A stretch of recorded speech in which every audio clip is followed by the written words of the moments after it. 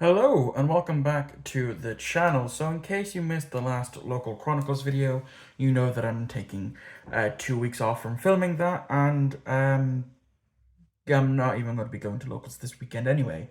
So yeah, so as you can tell by the title of the thumbnail, once again I literally a month later I'm doing another Unchained Vanquish deck profile, simply because since the last one I have made significant changes to the deck, and I think this will be my final build unless, some things change. Um, but we will just see how things go. So yeah, it's definitely has changed quite a bit since my last update. Um, and it's my main deck that I bring to locals now, and with this current version, excluding something, three new cards in the side, I got a 2-2 record. I came fourth in locals after the 4 rounds. So my only losses were to White Forest and the Exodia deck. But with the White Forest deck, this did, it grinded as much as it could, but unfortunately, it just couldn't get the W. And then, the Exodia deck just did what all Exodia decks do and ended me pretty quickly. So yeah, without further ado, let's get cracking into this list. So, as you've seen on the top of the deck here, the main bread and butter of the deck is, of course, Vanquish Soul Razin. You do want to see this in your opening hand because you can then, this is your normal go-to normal summon, because you can search out a non-warrior Vanquish Soul monster from deck to hand. And then it does have the effect of quick effect. If you reveal a fire, this card cannot be destroyed by card effects this turn. But if you reveal a fire and dark, you get to destroy all other monsters in this card's column. Which is, it's handy. We have some monster removal in this deck, Razin being one of them. And like I said, this is your go-to starter for the deck. Next up at 2, I play 2 Caesar Villius. I know some lists will probably have Caesar Villius at 1. I do believe that the second copy does come up so much more than you would actually think. There have been multiple times where, one of my Caesar Villius gets destroyed. I have Razin in hand. The next turn, I summon and search the other Caesar Villius, and it's useful to dodge. If you open this and Razin, you can dodge, say, their negation.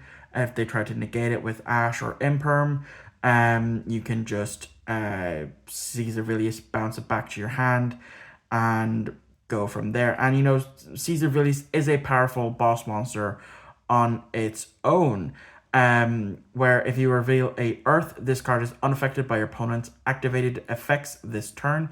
But if you reveal a Earth, Fire, and Dark, you destroy one card in the field, and it's non-targeting. So that's how you can get over those pesky Fiendsmith cards that I know at least one of them can protect itself, from not being able to be targeted by card effects or by anything really. Caesar Villius is the out to that.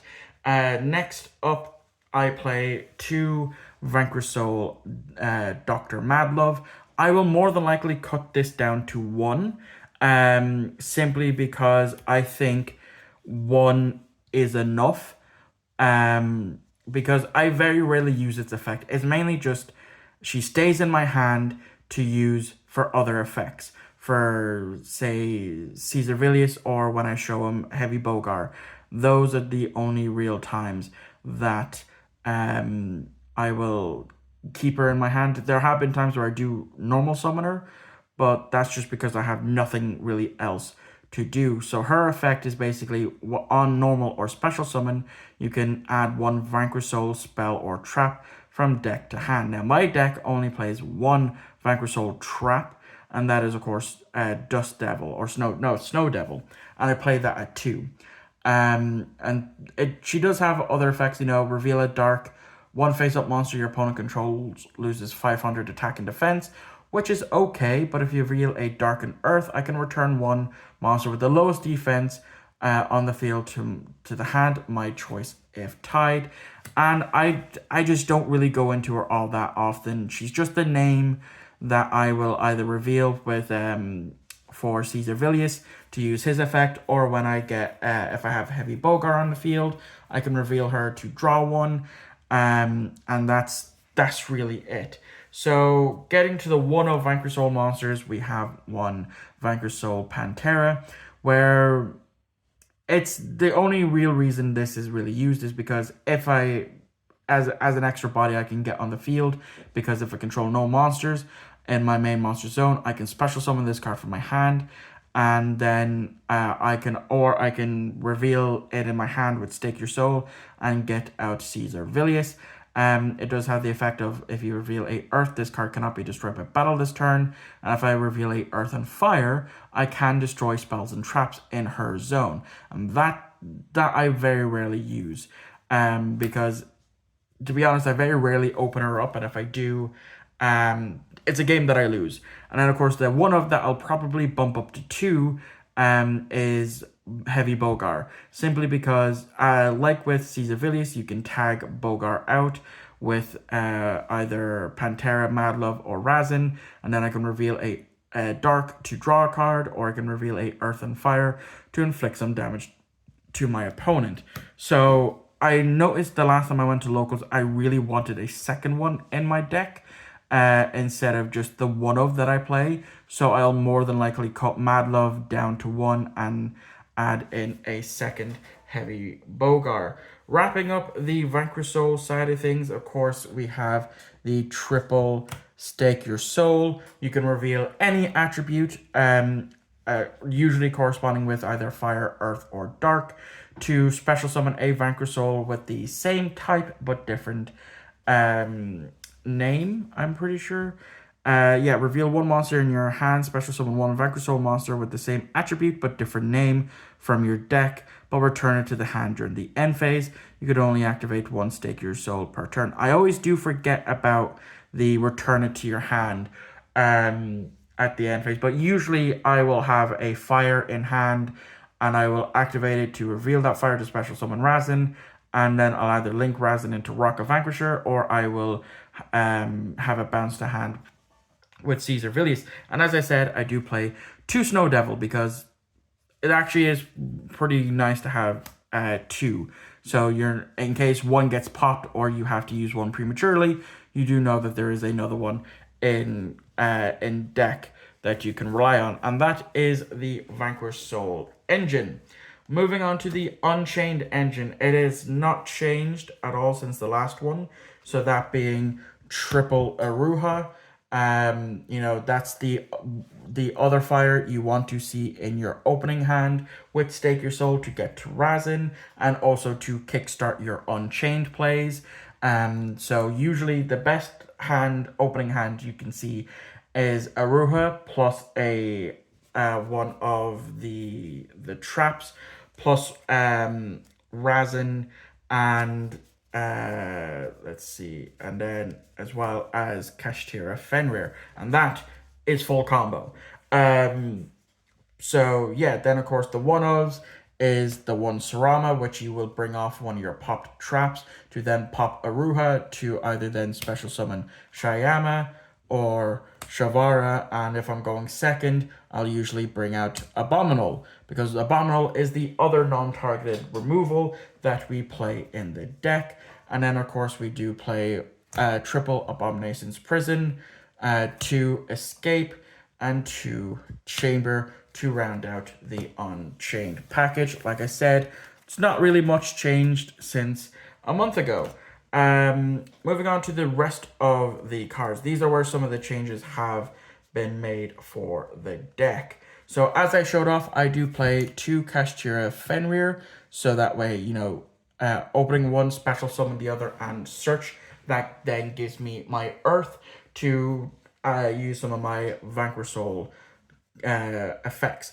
Now, some new additions from the last list, and I think these will 100% be a permanent addition.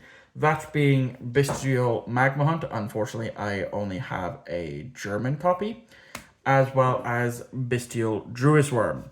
Now, one thing I learned with Magma Hunt is that, the reason it's at 1 is because it is a powerful card. You banish a light or dark from your opponent's graveyard, special summon it, and then during the end phase, you can search a dragon. So that you can then, of course, do with Druis Worm and use Druis Worm. But because it specifically says dragon and not bestial, it's an extra searcher for Caesar Villius because Caesar Villius is a dragon. So say I have both in hand and I bring out Magma Hunt and I don't have access to Razin, to any of my Razins, I can special summon Magma Hunt by banishing, say, one of my Unchained Dark monsters, and during my end phase, then I can search Caesar Villius and hope to go off from there. So that is, it's an extra search for Caesar Villius, which is always a positive. And then, of course, with Druid's Worm, if it's sent to the graveyard, I can target one special summon monster my opponent controls and send it to the graveyard. So it does target, but it also doesn't destroy, it just sends. So that will stop some effects.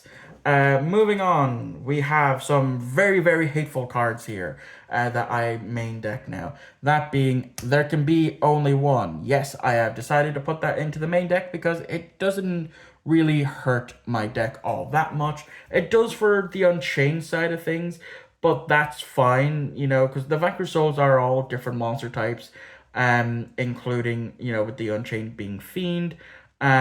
So that's fine. It doesn't hurt my deck as much as it would hurt other people's decks. And then I also threw in a QCR Anti-Spell Fragrance because, like I said, there is one person in my locals who plays White Forest, so this would hurt their deck quite a bit. Moving on to the hand traps, I've decided to main deck Dimension Shifter because, well, this deck plays through it. Yes, even the Unchained stuff, because all they need to do to get off their effects is be destroyed by card effect. They don't necessarily need to go to the grave, except for one, and that, of course, except for two, that being Abominable Unchained Soul, because if that gets banished, I can't use its effect if it was destroyed to bring itself back during the end phase, or Shavara's effect, when during the end phase I can set a Unchained spell or trap from the deck. And then the last of the hand traps in the main deck is Imperm, and that is the main deck sorted. All 40 cards. Like I said, I will swap, probably put Mad Love down to 1 and Heavy Bogart up to 2. So now let's get on to the extra deck, which has had one small change since the last video. So we'll start off with the XCs, that being Battling Boxer King Dempsey as our rank 4. Let me just move that up a bit. We then have, of course, number 41, Baguska, the Terribly Tired Taper, and number 60, Dugaris, the Timeless. So when it comes to Battling Boxer King Dempsey, you're mainly going to make this because it's a generic rank 4, and you can search a Fire Warrior monster. So that's another way to get to Razin if needs be. Baguska, just in case I need to use it to negate monster effects, as well as once he's face up in defense, and to kind of give me a couple of turns to pull something out my ass, and then Dugaris here to detach 2 and either skip the next draw phase and draw 2, then discard 1, skip my next main phase, also special summon a monster from the grave in defense, or skip my next battle phase and double the attack of 1 face-up monster. So it has many utilities. Have I gone into any of these? I think I went into Baguska once at locals. I can't fully remember. But moving on to the links, of course, we are playing 2 Rock of Vanquishers, which is a card that I find myself going into less and less as the locals go by and as I keep playing the deck. I go into it very, very rarely now. Then, of course, next is the 2 Unchained Lord, Unchained Soul Lord of Yama, which is the one I try to go into the most, because when I go into it, excuse me, I can add a Unchained monster from my deck or graveyard to the hand, and then if cards you control are destroyed by battle or card effect, whilst he's in my graveyard, I can banish this card and special summon one fiend monster from hand or graveyard, and then I can destroy one card I control. So, it's a powerful Unchained card for a reason. And then the other Link 2s that I play is Rage and the Heated, the Fire Charmer Ablaze, and the new addition being SP Little Light, which I still have yet to actually go into, but it's nice to know that it's there. As for the 3s, it's still the same, Anguish and Unicorn, and then the 4s are still the same with Unchained Abomination and Nightmare Griffin, and then the last card being Underworld Goddess of the Cursed World. So yeah, like I said, the only real change to the extra deck was adding in SP Little Knight, thanks to its reprint in the Quarter Century Bonanza.